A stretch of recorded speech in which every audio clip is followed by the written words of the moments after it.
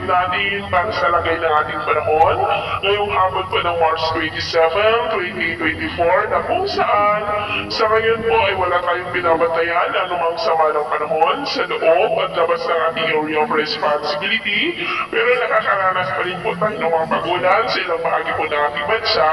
tulad po yan ng mga localized thunderstorm. At ito naman po ay pinapakita ng forecast model natin pong ginagamit hanggang po sa susunod na 2 linggo. At sa lagay ng ating panahon, ngayong hapon ay muna pagkalangitan with isolated rain sa ilang bahagi ng Ilocos Region, Cordillera, ilang bahagi po ng Cagayan Valley, Pangasinan, Zambales, Quezon, Camarines Provinces, Marinduque, Mindoro Provinces, Palawan, ilang bahagi ng Panay Island, Cadiz, Eastern Samar, Sulu Archipelago, Zamboanga Peninsula, Davao Region, Sorgen at ilang bahagi po ng Caraga. At mamayang gabi, posible pa rin ang mga pagulan sa malaking bahagi ng Northern at Central Luzon at posibleng may kalakasan ng mga pagulan sa ilang bahagi, kaya mag-ingat po tayo sa posibleng banta po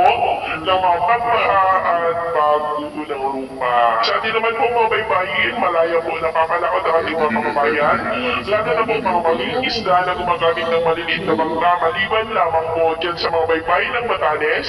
dahil ang mga alon ay posible po naaabot hanggang po sa 1.8 to 2.2 meters height.